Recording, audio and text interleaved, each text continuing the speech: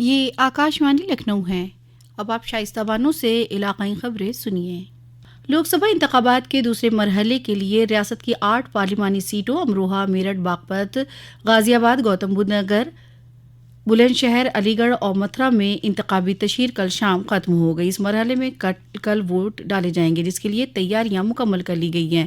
Polling پارٹیاں اور تحفظ اہلکار آج سے پولنگ بوتھوں کے لیے روانہ ہو رہے ہیں۔ الیکشن کمیشن کے مطابق دوسرے مرحلے میں ریاست کی 8 سیٹوں پر تقریباً 91 امیدوار انتخابی میدان میں ہیں۔ گوتم بدھ نگر متھرا سیٹ پر سب سے زیادہ 15 بلند شہر میں سب سے کم 6 امیدوار اپنی قسمت آزما رہے ہیں۔ ان امیدواروں کی قسمت کا فیصلہ 1,67,77,198 رائے دہندگان اپنے حق رائے دہی کا استعمال کر کے کریں گے۔ گرمی کے مد نظر پولنگ اہلکاروں کو ہیٹ اسٹروک اور میڈیکل کٹ فراہم کرائی گئی ہے۔ ریاست میں چوتھے مرحلے کی 13 لوک سبھا سیٹوں کے لیے نامزدگی کا عمل جاری ہے۔ چوتھے مرحلے کے پرچے نامزدگی داخل کرنے کا آج آخری دن ہے۔ دراصل سماجوادی پارٹی کے قومی صدر اکھلیش یادو نے آج قنوج لوک سبھا سیٹ سے اپنا پرچہ نامزدگی داخل کر دیا ہے۔ 2 دن قبل پارٹی نے قنوج سیٹ سے امیدوار کے طور پر تیج پرتاپ یادو کے نام کا اعلان کیا تھا، لیکن بعد میں اکھلیش یادو نے اس سیٹ سے لڑنے کا فیصلہ کیا۔ 5ویں مرحلے میں لوک سبھا انتخابات کے لیے پرچہ نامزدگی داخل کرنے کا عمل کل سے شروع ہوگا۔ 26 اپریل سے 3 مئی تک پرچہ نامزدگی داخل ہوگا۔ 4 مئی کو پرچوں کی جانچ ہوگی۔ 6 مئی کو نام واپس لیے جا سکتے ہیں۔ اس مرحلے میں 20 مئی کو ووٹ ڈالے جائیں گے۔ بھارتیہ جنتا پارٹی کے سینئر لیڈر وزیر اعظم نریندر مودی آج اتر پردیش میں آگرہ اور شاہجہاں پور میں عوامی جلسے کریں گے۔ بی جے پی کے امیدوار ارون ساگر اور ددرول اسمبلی کے ضمنی انتخاب میں امیدوار اروند سنگھ کی حمایت میں عوامی جلسے کریں گے۔ وزیر اعظم نریندر مودی اور وزیر اعلیٰ یوگی آدتیہ ناتھ آج آگرہ میں انتخابی جلسے کو خطاب کریں گے۔ آگرہ لوک سبھا محفوظ سیٹ سے بھارتیہ جنتا پارٹی کے امیدوار پروفیسر رام شنکر کٹھیریا اور فتح پور سیکری لوک سبھا حلقے سے راج کمار چاہر کی حمایت میں کوٹھی مینا بازار میدان پر وزیر اعظم نریندر مودی انتخابی جلسے کو خطاب کر اپنے امیدواروں کو جتانے کی اپیل کریں گے۔ آگرہ اور بریلی میں تیسرے مرحلے میں ووٹنگ ہوگی اور شاہجہاں پور میں چوتھے مرحلے میں ووٹ ڈالے جائیں گے۔ بھارتیہ جنتا پارٹی کے سینئر لیڈر وزیر دفاع راجناتھ سنگھ آج لکھیم پور میں انتخابی جلسہ کر رہے ہیں۔ اس دوران انہوں نے کہا کہ غریبی کو لے کر سبھی نے غریبی ہٹانے کا نعرہ دیا، لیکن غریبی کوئی نہیں دور کر پائے، لیکن آج ہماری حکومت نے غریبی دور کی ہے، یہ اعداد و شمار بتاتے ہیں۔